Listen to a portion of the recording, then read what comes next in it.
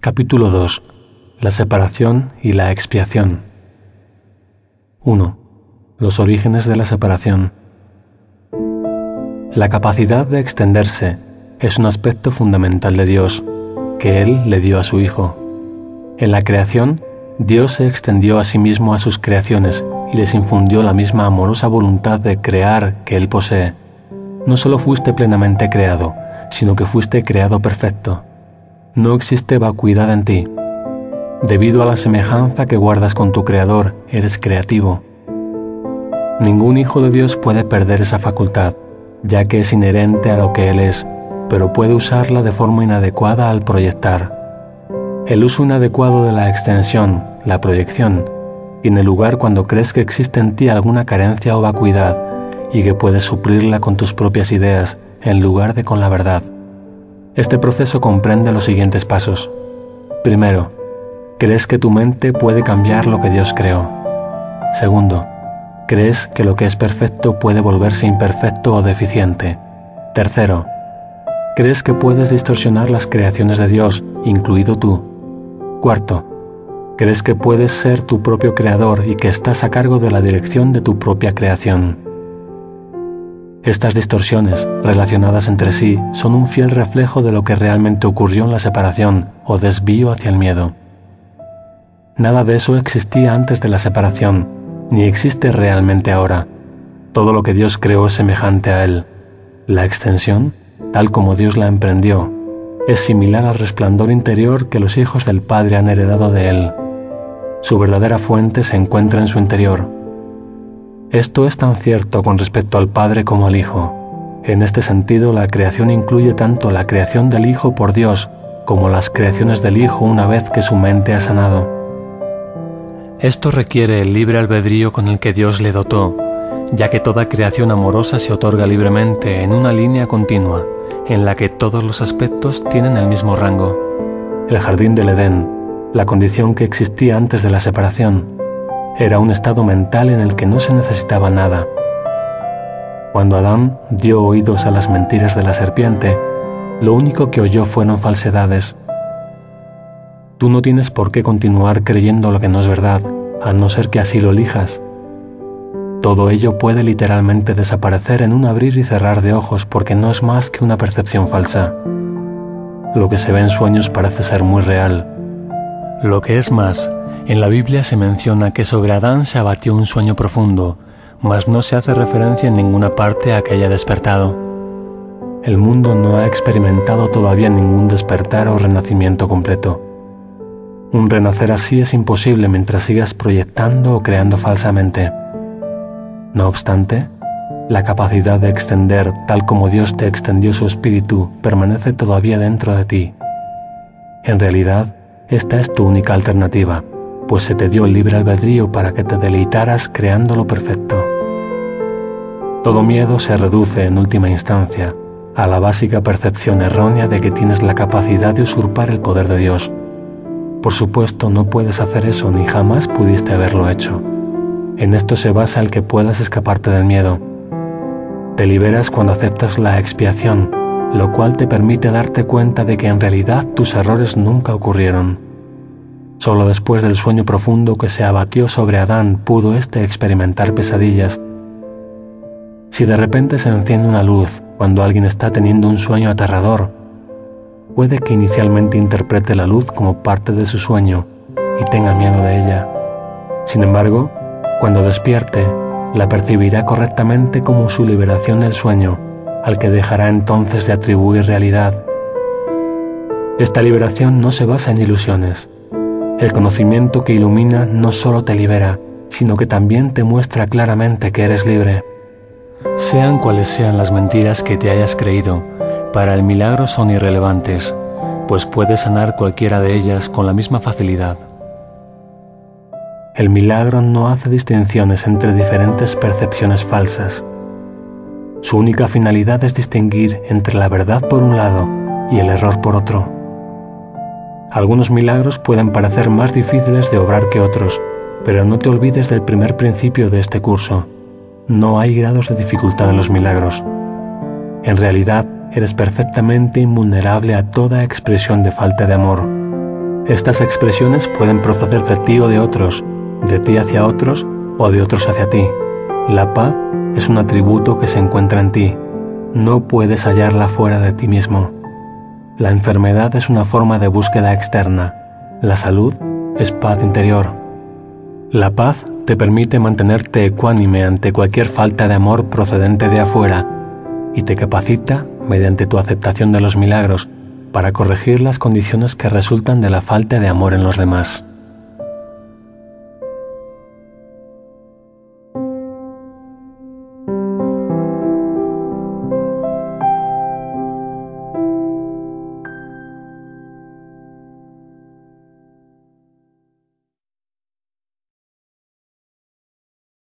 (2) La expiación como defensa. Puedes hacer cualquier cosa que yo te pida. Te he pedido que obres milagros y he dejado claro que los milagros son naturales, correctivos, sanadores y universales. No hay nada que no puedan lograr, pero no pueden llevarse a cabo con un espíritu de duda o de temor.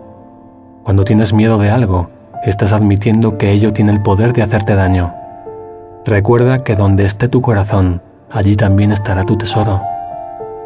Crees en lo que consideras valioso. Si tienes miedo, es que estás equivocado con respecto a lo que es valioso. Tu entendimiento inevitablemente evaluará erróneamente y al otorgar el mismo poder a todos los pensamientos, destruirás inevitablemente la paz. Por eso es por lo que la Biblia habla de la paz de Dios que supera todo razonar. No hay error que pueda alterar esa paz en lo más mínimo. Dicha paz no permite que nada que no proceda de Dios te afecte. Este es el uso correcto de la negación. No se usa para ocultar nada, sino para corregir el error. Lleva todos los errores ante la luz, y puesto que el error es lo mismo que la oscuridad, corrige todos los errores automáticamente. La auténtica negación es un poderoso mecanismo protector. Puedes y debes negar toda creencia de que el error puede hacerte daño. Esta clase de negación no oculta, sino que corrige. Tu mente recta depende de ella. Negar el error es una sólida defensa en favor de la verdad, pero negar la verdad da lugar a creaciones falsas, las proyecciones del ego. La negación del error, puesta al servicio de la mente recta, libera a la mente y restablece la libertad de la voluntad. Cuando la voluntad es realmente libre, no puede crear falsamente porque solo reconoce la verdad. Puedes defender la verdad así como el error. Los medios son más fáciles de entender después de que se ha establecido firmemente el valor del objetivo. Pero lo que hay que tener en cuenta es cuál es su propósito. Todo el mundo defiende su tesoro y lo hace automáticamente. Las preguntas esenciales son, pues, ¿qué es realmente importante para ti? ¿Y cuán importante lo es? Una vez que hayas aprendido a tener en cuenta estas preguntas y a tenerlas presentes en todas tus acciones, tendrás muy poca dificultad en clarificar los medios. Los medios están a tu disposición siempre que los pidas.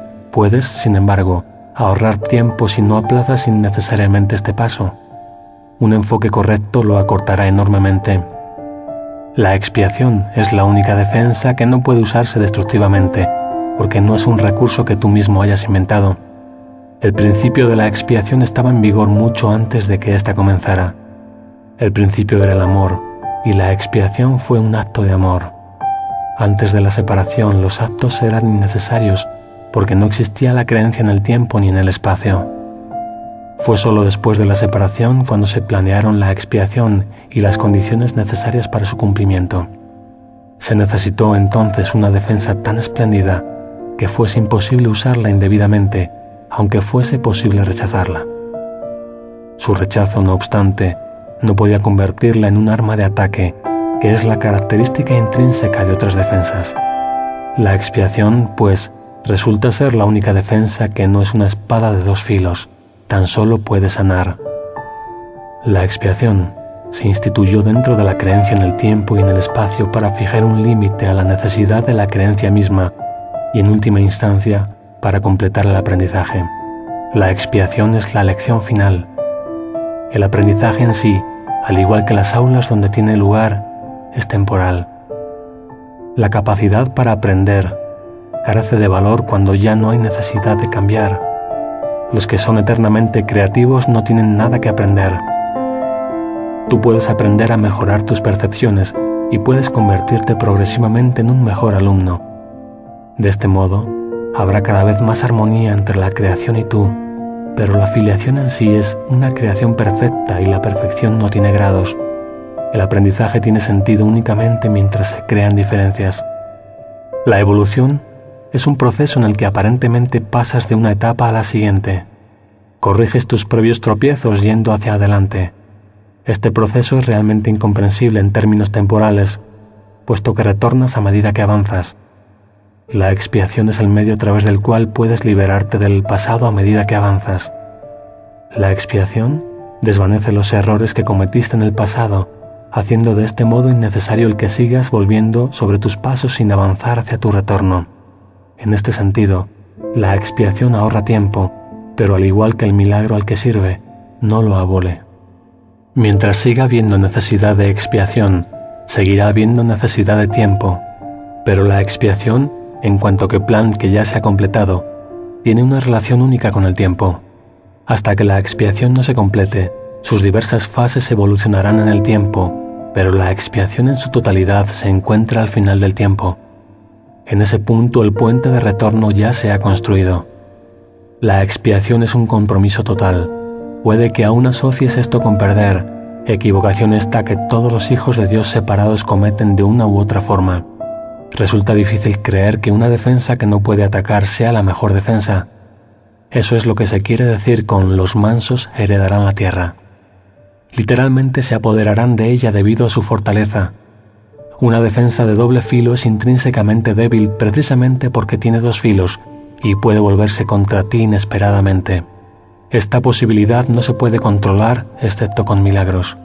El milagro convierte la defensa de la expiación en tu verdadera protección y a medida que adquieres más y más seguridad, asumes tu talento natural de proteger a otros, reconociéndote simultáneamente como hijo y como hermano.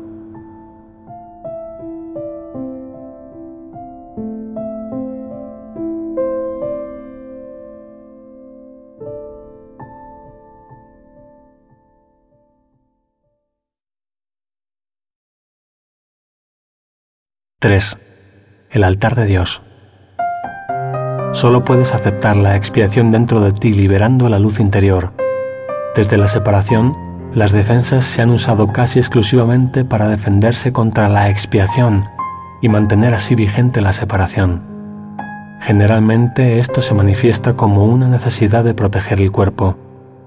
Las múltiples fantasías corporales a las que las mentes se entregan proceden de la creencia distorsionada de que el cuerpo puede usarse como un medio para alcanzar la expiación. Percibir el cuerpo como un templo es únicamente el primer paso en el proceso de corregir esta distorsión, ya que solo la altera en parte. Dicha percepción del cuerpo ciertamente reconoce que la expiación en términos físicos es imposible. El siguiente paso, no obstante, es darse cuenta de que un templo no es en modo alguno una estructura.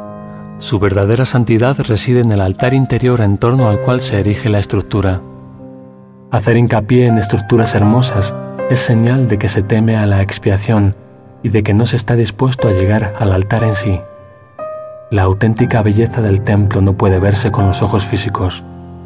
La visión espiritual, por otra parte, al ser una visión perfecta, no puede ver la estructura en absoluto. Puede, no obstante, ver el altar con perfecta claridad. Para que la eficacia de la expiación sea perfecta, a ésta le corresponde estar en el centro del altar interior, desde donde subsana la separación y restituye la plenitud de la mente. Antes de la separación la mente era invulnerable al miedo, ya que el miedo no existía. Tanto la separación como el miedo son creaciones falsas, que tienen que deshacerse a fin de que se pueda restaurar el templo y abrir el altar para que reciba la expiación. Esto supone el fin de la separación, al poner dentro de ti la única defensa eficaz contra todo pensamiento de separación, haciendo de este modo que seas absolutamente invulnerable. El que todos acepten la expiación es solo cuestión de tiempo. Tal vez parezca que esto contradice su libre albedrío, dada la inevitabilidad de la decisión final, pero en realidad no es así. Puedes aplazar lo que tienes que hacer, y eres capaz de enormes dilaciones, pero no puedes desvincularte completamente de tu Creador, quien fija los límites de tu capacidad para crear falsamente. Una voluntad aprisionada engendra una situación tal que, llevada al extremo, se hace completamente intolerable. La resistencia al dolor puede ser grande, pero no es ilimitada. A la larga, todo el mundo empieza a reconocer, por muy vagamente que sea, que tiene que haber un camino mejor. A medida que este reconocimiento se arraiga más, acaba por convertirse en un punto decisivo en la vida de cada persona. Esto finalmente vuelve a despertar la visión espiritual y al mismo tiempo mitiga el apego a la visión física. Este alternar entre los dos niveles de percepción se experimenta normalmente como un conflicto que puede llegar a ser muy agudo. Aún así, el desenlace final es tan inevitable como Dios. La visión espiritual literalmente no puede ver el error y busca simplemente la expiación. Todas las soluciones que los ojos del cuerpo buscan se desvanecen. La visión espiritual mira hacia adentro e inmediatamente se da cuenta de que el altar ha sido profanado y de que necesita ser reparado y protegido. Perfectamente consciente de la defensa apropiada, la visión espiritual pasa por alto todas las demás y mira más allá del error hacia la verdad. Debido a la fuerza de su visión, pone a la mente a su servicio. Esto restablece el poder de la mente y hace que las demoras le resulten cada vez más intolerables al darse cuenta de que lo único que hacen es añadir dolor innecesario. Como resultado de ello, la mente se vuelve cada vez más sensible a lo que antes habría considerado solo pequeñas molestias. Los hijos de Dios tienen derecho al perfecto bienestar que resulta de tener perfecta confianza. Hasta que no logran esto, se agotan a sí mismos y desperdician sus verdaderos poderes creativos en fútiles intentos de obtener un mayor bienestar valiéndose de medios inadecuados. Sin embargo, los medios reales ya les han sido provistos y no requieren esfuerzo alguno por su parte. La expiación es la única ofrenda digna de ser ofrecida en el altar de Dios, debido al valor que el altar en sí tiene.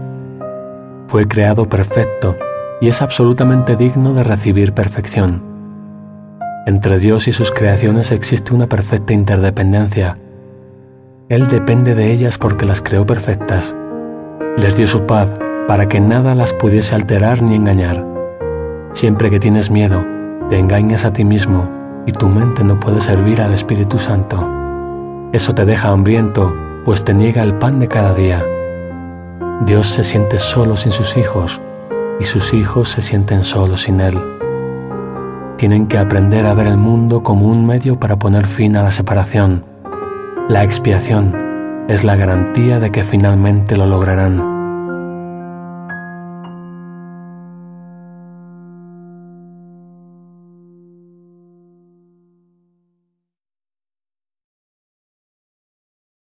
―4. La curación y la liberación del miedo. Vamos a hacer ahora hincapié en la curación. El milagro es el medio, la expiación el principio y la curación el resultado.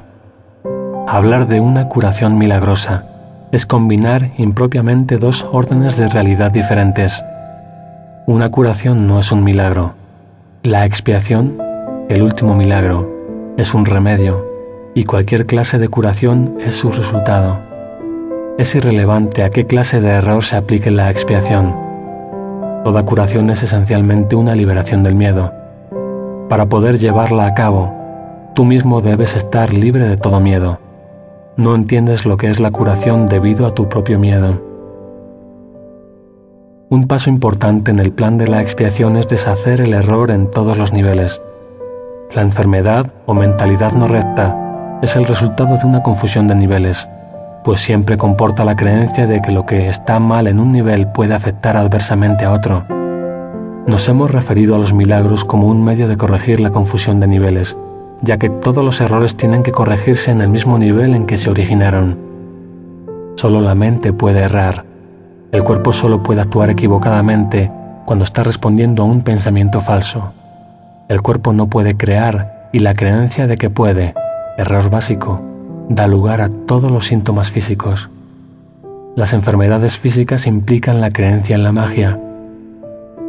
La distorsión que dio lugar a la magia se basa en la creencia de que existe una capacidad creativa en la materia que la mente no puede controlar. Este error puede manifestarse de dos formas. Se puede creer que la mente puede crear falsamente en el cuerpo, o que el cuerpo puede crear falsamente en la mente.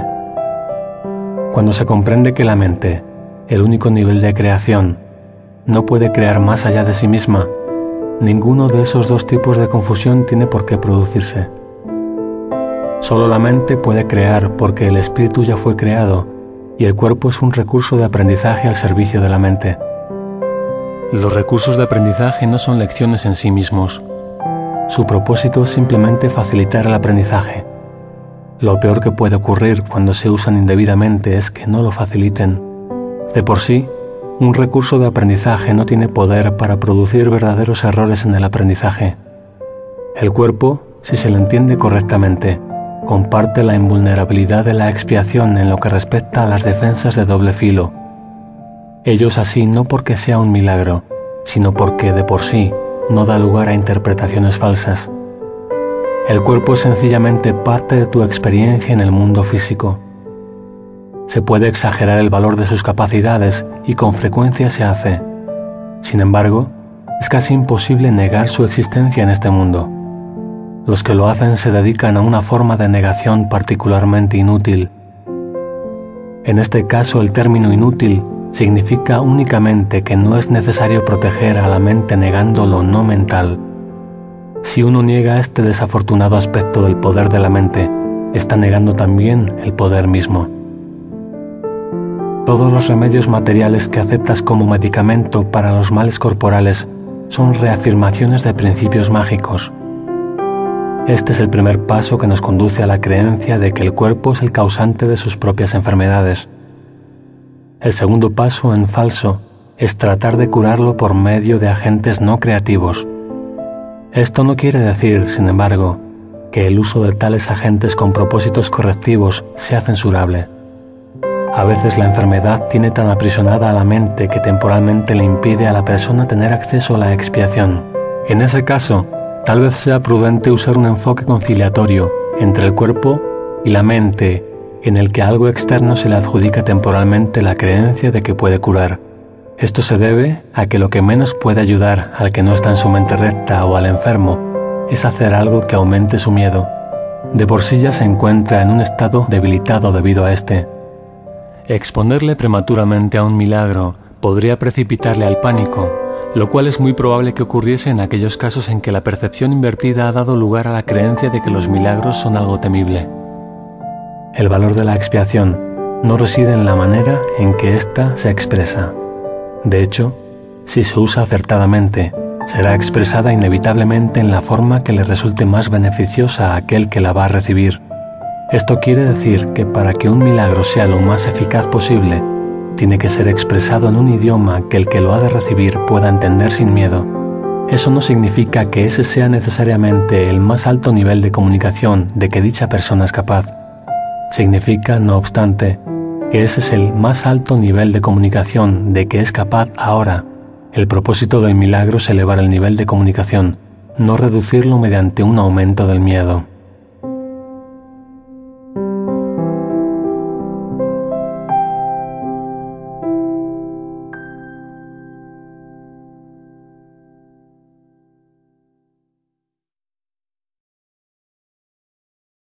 (5) La función del obrador de milagros.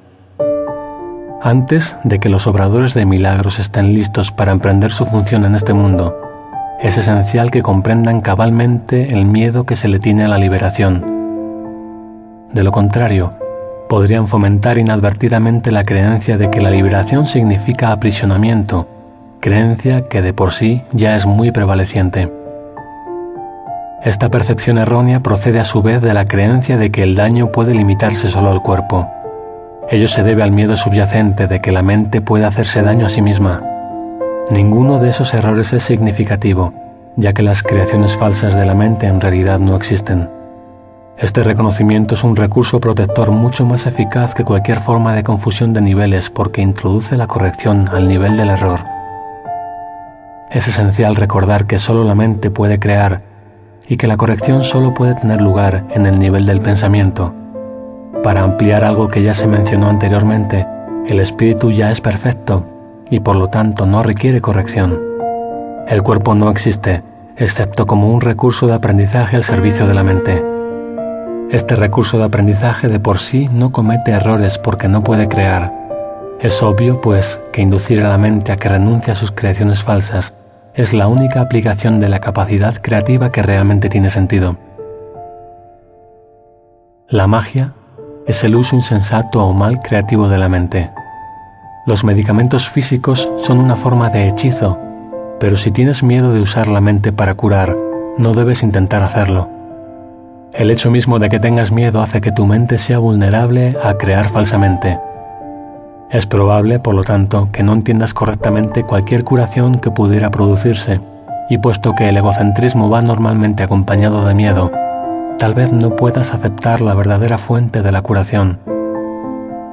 En tal caso, es menos arriesgado depender temporalmente de artificios curativos físicos, ya que no puedes percibirlos erróneamente como tus propias creaciones. Mientras tu sensación de vulnerabilidad persista, no debes intentar obrar milagros. He dicho ya que los milagros son expresiones de una orientación milagrosa, y una orientación milagrosa no es otra cosa que una mentalidad recta. Los que poseen una mentalidad recta no exaltan ni menosprecian la mente del que obra milagros ni la del que los recibe. En cuanto que medio de corrección, sin embargo, el milagro no tiene que esperar a que el que los ha de recibir goce de una mentalidad recta. De hecho, su propósito es restituirle su mente recta. Es esencial, no obstante, que el obrador de milagros esté en su mente recta, aunque sea brevemente, o de lo contrario, será incapaz de restablecer la mentalidad recta en otros. El sanador que confía en su propio estado de preparación pone en peligro su entendimiento. Estás perfectamente a salvo siempre que no te preocupes en absoluto por tu estado de preparación, pero mantengas firme confianza en el mío. Si tus inclinaciones a obrar milagros no están funcionando debidamente, es siempre porque el miedo se ha infiltrado en tu mentalidad recta y la ha invertido. Toda forma de mentalidad no recta es el resultado de negarte a aceptar la expiación para ti mismo. Si la aceptases, estarías en una posición desde la que podrías reconocer que los que tienen necesidad de curación son simplemente aquellos que aún no se han dado cuenta de que la mentalidad recta es en sí la curación. La única responsabilidad del obrador de milagros es aceptar la expiación para sí mismo. Esto significa que reconoces que la mente es el único nivel creativo y que la expiación puede sanar sus errores. Una vez que hayas aceptado esto, tu mente podrá solamente sanar. Al negarle a tu mente cualquier potencial destructivo y restituir de nuevo sus poderes estrictamente constructivos, te colocas en una posición desde la que puedes eliminar la confusión de niveles en otros. El mensaje que entonces les comunicas es el hecho irrefutable de que sus mentes son igualmente constructivas y de que sus creaciones falsas no pueden hacerles daño. Al afirmar esto, liberas a la mente de la tendencia a exagerar el valor de su propio recurso de aprendizaje y la restituyes a su verdadero papel de estudiante. Debe subrayarse nuevamente que al cuerpo le resulta tan imposible aprender como crear. En cuanto que recurso de aprendizaje, se deja llevar simplemente por el estudiante, mas si se le dota falsamente de iniciativa propia, se convierte en una seria obstrucción para el mismo aprendizaje que debería facilitar. Solo la mente es capaz de iluminación. El espíritu ya está iluminado y el cuerpo de por sí es demasiado denso. La mente, sin embargo, puede hacer llegar su iluminación hasta el cuerpo al reconocer que éste no es el estudiante y que, por lo tanto, no tiene la capacidad de aprender. Es muy fácil, no obstante, poner al cuerpo en armonía con la mente una vez que ésta ha aprendido a mirar más allá de él, hacia la luz. El aprendizaje que verdaderamente corrige comienza siempre con el despertar del espíritu y con el rechazo de la fe en la visión física. Esto frecuentemente entraña temor, ya que tienes miedo de lo que tu visión espiritual te mostraría. Anteriormente dije que el Espíritu Santo no puede ver errores y que solo puede mirar más allá de ellos hacia la defensa de la expiación. No cabe duda de que esto puede producir incomodidad, mas la incomodidad no es el resultado final de la percepción. Cuando se le permite al Espíritu Santo contemplar la profanación del altar, Él mira de inmediato también hacia la expiación. Nada que él perciba puede producir miedo. Todo lo que resulta de la conciencia espiritual simplemente se canaliza hacia la corrección. La incomodidad se manifiesta únicamente para traer a la conciencia la necesidad de corrección. El miedo a la curación surge, en última instancia, de no estar uno completamente dispuesto a aceptar que la curación es necesaria.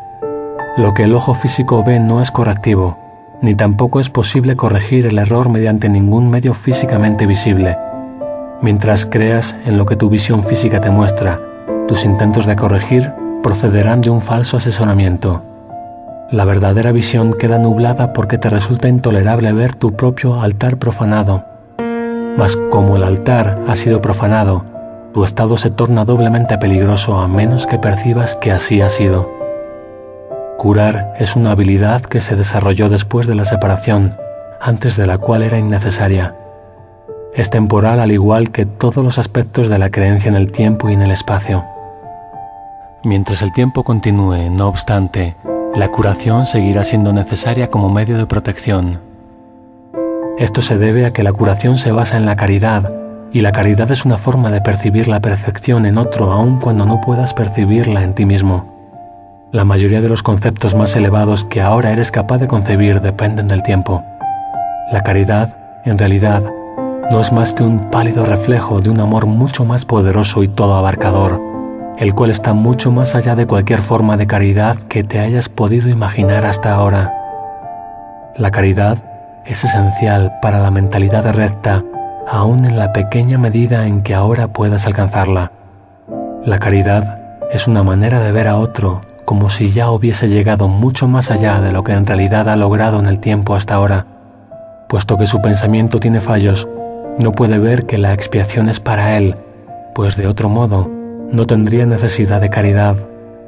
La caridad que se le concede es a la vez una confirmación de que necesita ayuda, así como el reconocimiento de que la aceptará. Estas dos percepciones denotan claramente su dependencia del tiempo, haciendo patente el hecho de que la caridad opera todavía dentro de las limitaciones de este mundo. Dije anteriormente que solo la revelación trasciende el tiempo. El milagro, al ser una expresión de caridad, tan solo puede acortarlo. Hay que entender, no obstante, que cuando le ofreces un milagro a otro, estás acortando su sufrimiento y el tuyo. Esto corrige tanto retroactivamente como progresivamente. A. Principios especiales de los obradores de milagros. El milagro elimina la necesidad de tener preocupaciones de rango inferior. Puesto que es un intervalo de tiempo que está fuera de las coordenadas temporales en las que normalmente operamos, las consideraciones normales con respecto al tiempo y al espacio no le afectan. Cuando obres un milagro, yo haré los arreglos necesarios para que el tiempo y el espacio se ajusten a él.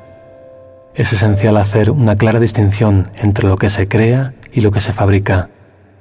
Toda forma de curación se basa en esta corrección fundamental de percepción de niveles. Nunca confundas la mentalidad recta con la mentalidad errada. Reaccionar ante cualquier clase de error de cualquier forma que no sea con un deseo de sanar es una expresión de esa confusión. El milagro es siempre la negación de ese error y la afirmación de la verdad. Solo la mentalidad recta puede corregir de forma que sus efectos sean reales. De hecho, lo que no produce efectos reales, en realidad no existe. Sus efectos, por lo tanto, son nulos. Al no tener contenido sustancial, se presta a ser proyectado. El poder del milagro para ajustar niveles genera la percepción correcta que da lugar a la curación. Hasta que eso no ocurra, será imposible entender lo que es la curación. El perdón es un gesto vacío, a menos que conlleve corrección. Sin ella, lo que hace es básicamente juzgar en vez de sanar. El perdón que procede de una orientación milagrosa tan solo ofrece corrección. No posee elementos de juicio en absoluto. La frase, Padre, perdónales porque no saben lo que hacen, no evalúa en modo alguno lo que las personas en cuestión estén haciendo. Es una petición a Dios para que sane sus mentes.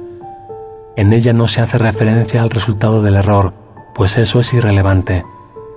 El precepto, sed de un mismo sentir, es la aseveración que exhorta a todos a que estén listos para la revelación.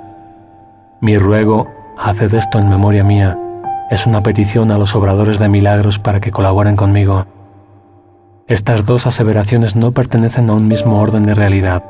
Solo la última entraña una conciencia de tiempo, ya que recordar es traer el pasado al presente. El tiempo está bajo mi control, pero la eternidad le pertenece a Dios. En el tiempo existimos unos con otros y unos para otros. En la eternidad coexistimos con Dios. Puedes hacer mucho en favor de tu propia curación y la de los demás si en situaciones en las que se requiere tu ayuda piensas de la siguiente manera: estoy aquí únicamente para ser útil. Estoy aquí en representación de aquel que me envió. No tengo que preocuparme por lo que debo decir ni por lo que debo hacer, pues aquel que me envió me guiará. Me siento satisfecho de estar donde quiera que Él desee, porque sé que Él estará allí conmigo. Sanaré a medida que le permita enseñarme a sanar.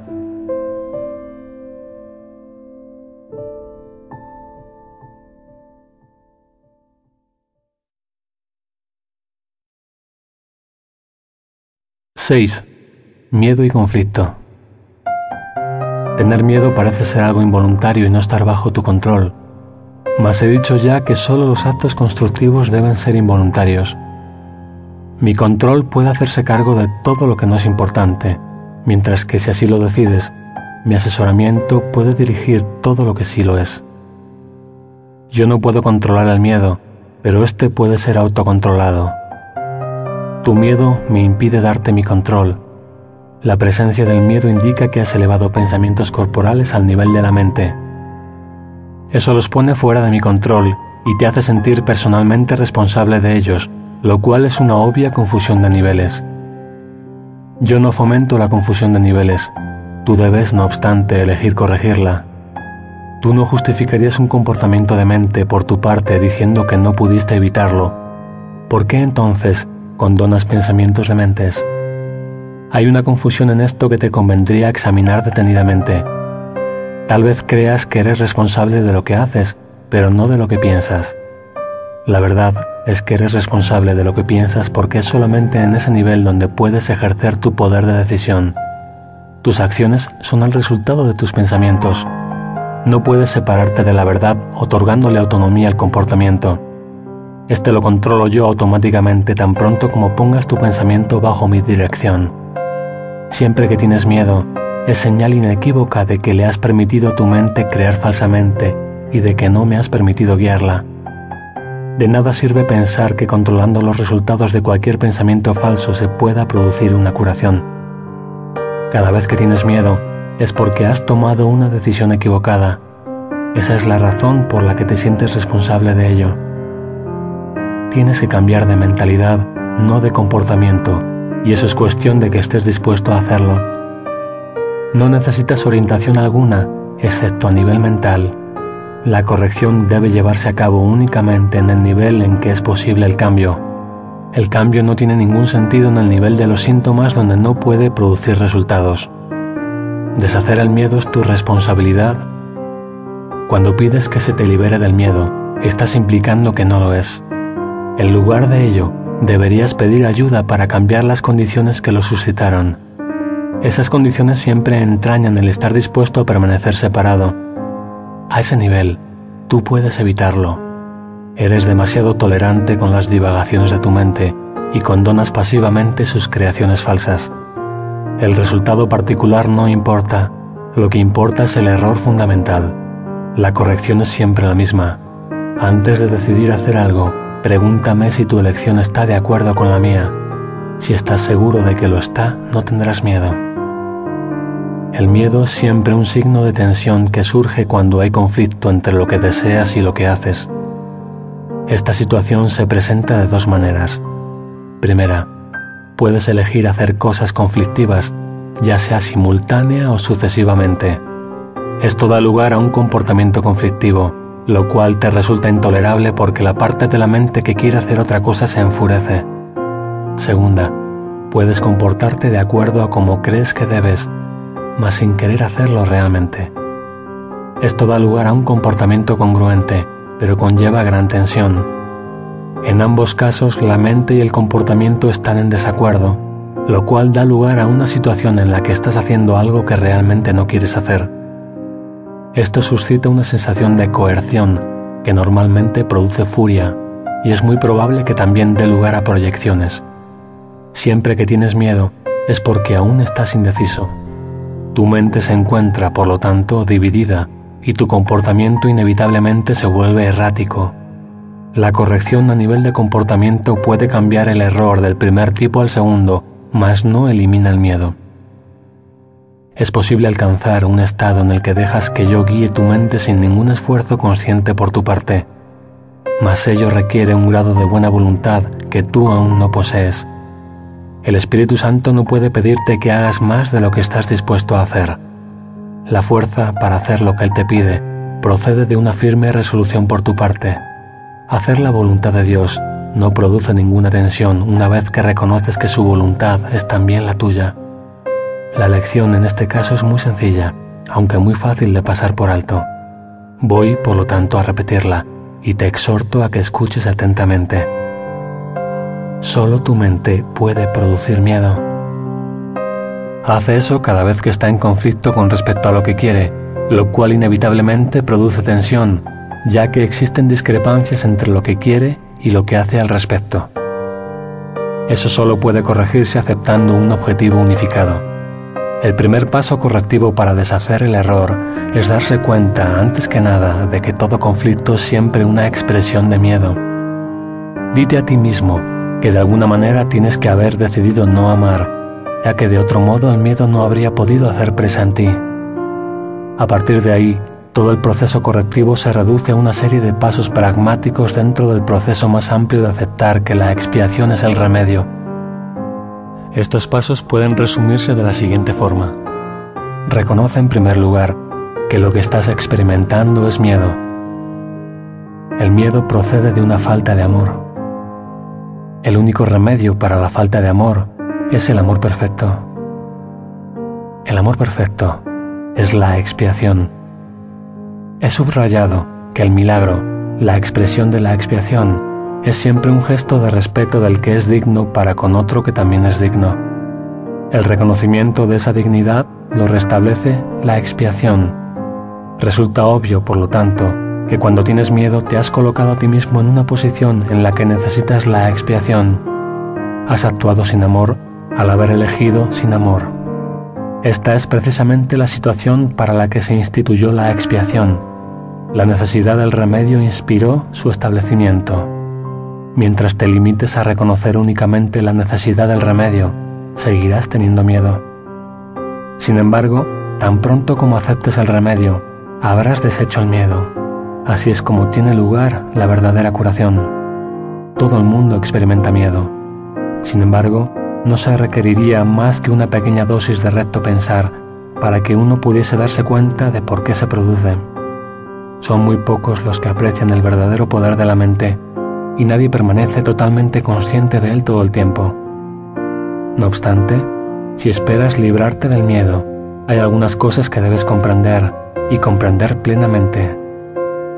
La mente es muy poderosa y jamás pierde su fuerza creativa. Nunca duerme. Está creando continuamente.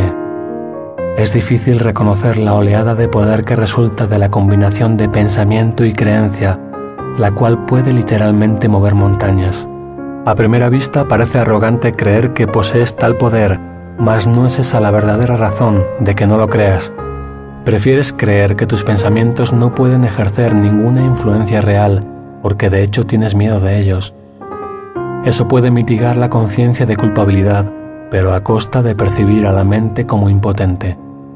Si crees que lo que piensas no tiene ningún efecto, puede que dejes de tenerle miedo, pero es bastante improbable que le tengas respeto.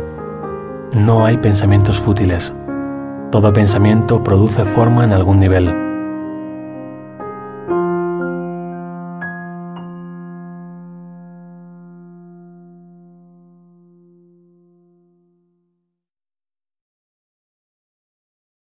(7) Causa y efecto. Puede que todavía te quejes de que tienes miedo, pero aún así sigues atemorizándote a ti mismo.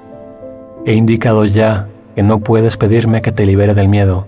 Yo sé que no existe, pero tú no. Si me interpusiese entre tus pensamientos y sus resultados, estaría interfiriendo en la ley básica de causa y efecto, la ley más fundamental que existe. De nada te serviría el que yo menospreciase el poder de tu pensamiento. Ello se opondría directamente al propósito de este curso. Es mucho más eficaz que te recuerde que no ejerces suficiente vigilancia con respecto a tus pensamientos. Tal vez pienses que a estas alturas solo un milagro te capacitaría para hacer eso, lo cual es absolutamente cierto. No estás acostumbrado a pensar con una mentalidad milagrosa, pero se te puede enseñar a pensar de esa manera. Todos los obradores de milagros necesitan este tipo de instrucción. No puedo permitir que dejes de vigilar a tu mente, ya que de otro modo no podrías ayudarme. Obrar milagros requiere el que uno se dé cuenta plenamente del poder de los pensamientos a fin de evitar las creaciones falsas. De lo contrario, sería necesario un milagro que rectificase a la mente misma, proceso circular este que no propiciaría el colapso del tiempo que es para lo que el milagro se concibió. El obrador de milagros debe poseer un genuino respeto por la verdadera ley de causa y efecto como condición previa para que se produzca el milagro. Tanto el milagro como el miedo proceden de pensamientos. Si no eres libre de elegir uno, tampoco serás libre de elegir el otro. Al elegir el milagro, rechazas el miedo, aunque solo sea temporalmente. Te has sentido temeroso de todo el mundo y de todas las cosas. Tienes miedo de Dios, de mí y de ti mismo. Nos has percibido erróneamente o creado falsamente y crees en lo que has fabricado. No habrías podido hacer nada de eso si no hubieses tenido miedo de tus propios pensamientos. Los temerosos no pueden sino crear falsamente, puesto que perciben erróneamente la creación. Cuando creas falsamente no puedes sino sufrir. El principio de causa y efecto se convierte ahora en un verdadero catalizador, aunque solo sea temporalmente. En realidad, causa es un término que le corresponde propiamente a Dios y su efecto es su Hijo. Esto supone una serie de relaciones de causa y efecto completamente diferentes de las que tú introduces en tus creaciones falsas. El conflicto fundamental de este mundo es, pues, entre la creación y la creación falsa. Todo miedo está implícito en la segunda y todo amor en la primera. El conflicto es, por lo tanto, entre el amor y el miedo. Ya hemos dicho que crees que no puedes controlar el miedo porque tú mismo lo inventaste, y tu creencia en él parece ponerlo fuera de tu control. Sin embargo, todo intento de resolver el error tratando de dominar el miedo es inútil. De hecho, eso no hace más que corroborar su poder al asumir que necesita ser dominado. La verdadera solución descansa enteramente en alcanzar el dominio por medio del amor. En el ínterin, no obstante, la sensación de conflicto es inevitable, ya que te has colocado a ti mismo en una posición en la que crees en el poder de algo que no existe. La nada y el todo no pueden coexistir. Creer en uno es negar el otro. El miedo no es nada realmente y el amor lo es todo. Siempre que la luz irrumpe en la oscuridad desaparece. Lo que tú crees es cierto para ti. En este sentido, la separación ha ocurrido y negarlo sería utilizar incorrectamente la negación. Concentrarse en el error, no obstante, no es más que otro error. El procedimiento correctivo inicial consiste en reconocer temporalmente que hay un problema, mas solo como señal de que tiene que ser corregido de inmediato. Esto da lugar a un estado mental en el que la expiación puede ser aceptada sin demora. Debe señalarse, no obstante, que en última instancia no puede haber transigencia alguna entre lo que lo es todo y lo que no es nada. El tiempo es esencialmente un recurso por medio del cual se puede abandonar toda idea de transigencia al respecto. Este proceso parece ser gradual debido únicamente a que el tiempo en sí comprende intervalos que no existen. La creación falsa hizo que esto fuese necesario como recurso de corrección. La aseveración, porque tanto amó Dios al mundo que le dio su unigénito Hijo, para que todo el que crea en Él no perezca, mas tenga vida eterna, necesita solamente una leve corrección para que tenga sentido en este contexto. Se lo dio a su unigénito Hijo. Debe observarse con especial atención que Dios tiene solamente un Hijo. Si todas las creaciones de Dios son hijos suyos, cada una de ellas tiene que ser parte integral de toda la filiación. La filiación, en su unicidad, trasciende la suma de sus partes. Este hecho, no obstante, queda velado mientras falte una sola de ellas. Por eso es por lo que, en última instancia, el conflicto no se puede resolver hasta que todas las partes de la filiación hayan retornado. Solo entonces podrá comprenderse lo que, en el verdadero sentido de la palabra, significa la plenitud. Cualquier parte de la filiación puede creer en el error o en la incompleción si así lo elige. Sin embargo, si lo hace, estará creyendo en la existencia de algo que no existe. Lo que corrige este error es la expiación. Ya he hablado brevemente acerca de la condición de estar listo, pero tal vez pueda ser útil mencionar aquí algunos puntos adicionales. Estar listo es solo el prerequisito para que se pueda lograr algo. No se debe confundir una cosa con la otra. Tan pronto como se da la condición de estar listo, también se da en cierta medida el deseo de querer lograr algo, si bien este no es necesariamente un deseo indiviso. Dicha condición de estar listo no es más que el potencial para que pueda tener lugar un cambio de mentalidad. La confianza no puede desarrollarse plenamente hasta que no se haya alcanzado un dominio total. Hemos tratado ya de corregir el error fundamental de que es posible dominar el miedo, y hemos enfatizado que el verdadero dominio solo se puede alcanzar por medio del amor. Estar listo es solo el comienzo de la confianza. Tal vez pienses que esto implica que tiene que transcurrir mucho tiempo entre el momento en que estás listo y aquel en el que alcanzas el dominio, pero permíteme recordarte que el tiempo y el espacio están bajo mi control.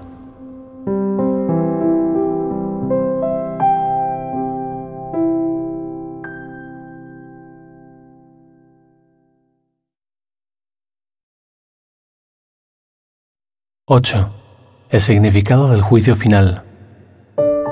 Una de las maneras en que puedes corregir la confusión entre la magia y los milagros es recordando que tú no te creaste a ti mismo. Tiendes a olvidarte de esto cuando te vuelves egocéntrico, lo cual te coloca en una posición en la que es prácticamente inevitable creer en la magia. Tu voluntad de crearte fue dada por tu Creador, quien estaba expresando esa misma voluntad en su creación.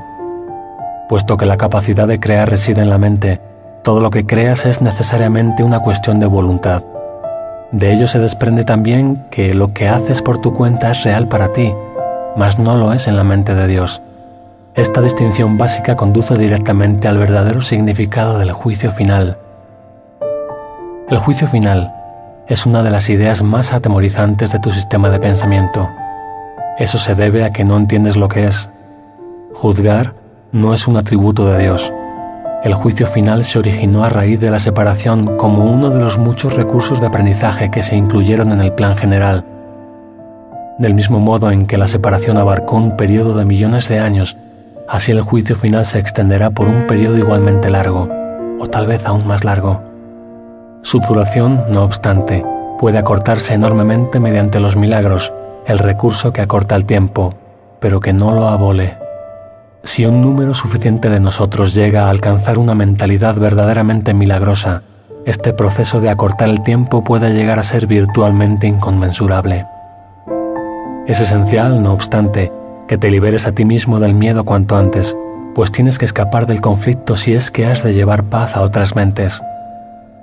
Por lo general, se considera al juicio final como un proceso que Dios emprendió, pero en realidad son mis hermanos quienes lo emprenderán con mi ayuda. El juicio final es la última curación, en vez de un reparto de castigos, por mucho que pienses que los castigos son merecidos.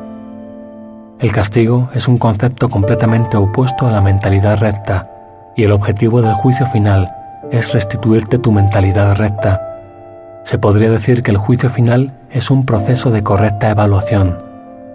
Significa simplemente que todos llegarán por fin a entender qué es lo que tiene valor y qué es lo que no lo tiene. Después de que esto ocurra, la capacidad para elegir podrá ser dirigida racionalmente.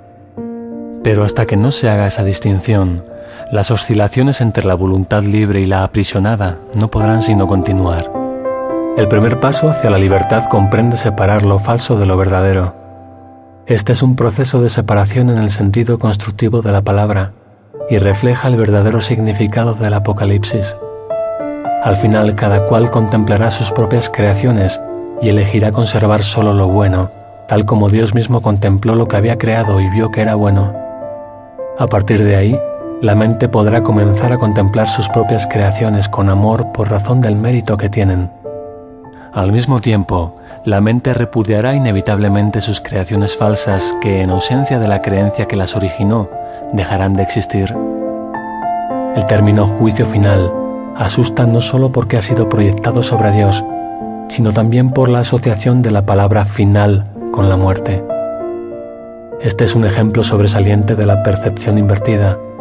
Si se examina objetivamente el significado del juicio final, queda muy claro que en realidad es el umbral de la vida. Nadie que viva atemorizado puede estar realmente vivo. No te puedes someter a ti mismo a tu propio juicio final porque tú no te creaste a ti mismo. Puedes, no obstante, aplicarlo significativamente y en cualquier momento a todo lo que has fabricado y retener en la memoria solo lo creativo y lo bueno. Eso es lo que tu mentalidad recta no puede sino dictar. El único propósito del tiempo es darte tiempo para alcanzar ese juicio, el cual no es otra cosa que el juicio perfecto con respecto a tus propias creaciones perfectas. Cuando todo lo que retengas en la memoria sea digno de amor, no habrá ninguna razón para que sigas teniendo miedo.